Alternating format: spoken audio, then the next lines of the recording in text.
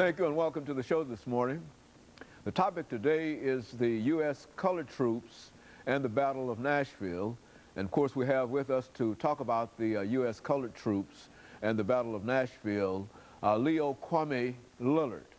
And of course, Brother Lillard, let me welcome you to the show this morning. Glad to be here, Dr. And Haney. I hesitated in terms of trying to identify you because there are so many names that we could use in terms of the kinds of situations that you've been involved in and your leadership and et cetera, that it's difficult to simply come up with one word to say that you are this, because you might be this at one moment and next time you're doing something entirely different. Let's give our audience an opportunity this first segment to find out more about some of the things that we're talking about now, about your involvement with whatever, by having you to talk about your background, your education, and some of the things that eventually led you to come here as a representative dealing with the U.S. colored troops and the Battle of Nashville. Well, you know, I'm a Nashville boy.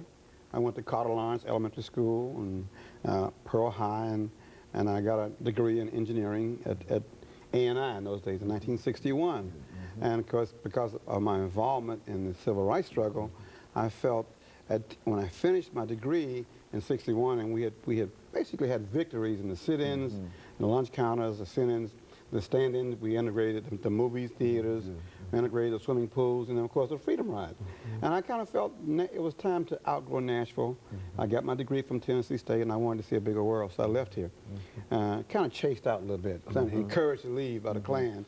So I went to New York City and pursued other educational and primarily universal topics of struggle, injustice, oppression, and kind of broadened my view out about how we fitted in the whole scheme of things as African Americans on a global context. So I got kind of baptized into the radical Pan-African movement in Harlem by Malcolm X and James Baldwin and that whole 1960s intellectual international paradigm of struggle. And when I finished my degrees and had my children in New York City, I decided to come back home in '76.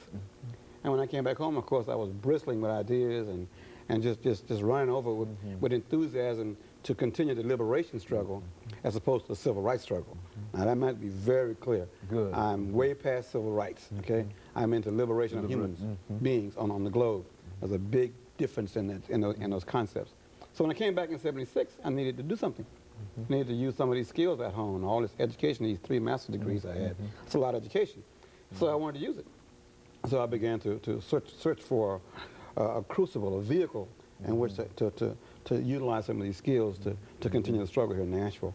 And I was a Capitol Hill Baptist Church a member, so we started Young Adult Fellowship, and we went to TPS and adopted children, and then we dealt with the bust of Forrest that was being unveiled in November of '78, and the church had a protest downtown at the Capitol, and the rest of history.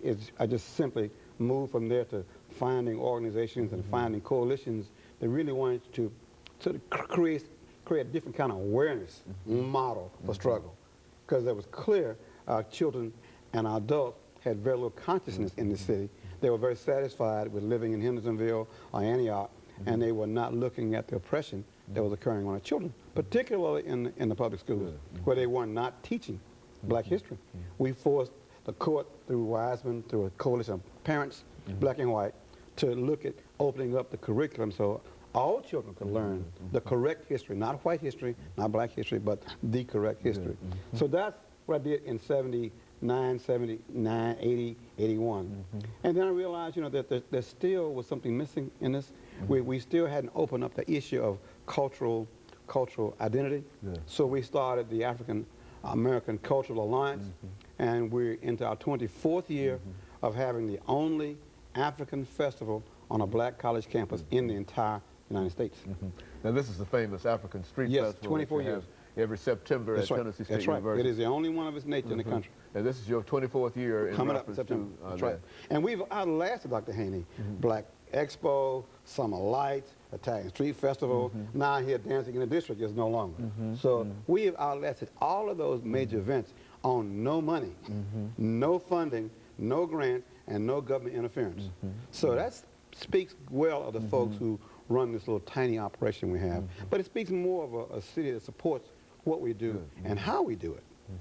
Because our formula is very simple. Give the people a major, true ethnic event that is free on a public university campus. That's a pretty simple formula. It's a tall order, though, because nobody's done it. Okay, but you've been quite successful at it, and I can certainly attest to that. Lots of support from Nashville, black, white, everybody. Very good. And, of course, let us make preparations for this first commercial break, Brother Lillard. Okay. And then we'll be back and talk about some of the aspects. And, of course, we'll be back with our audience following this very, very short commercial break.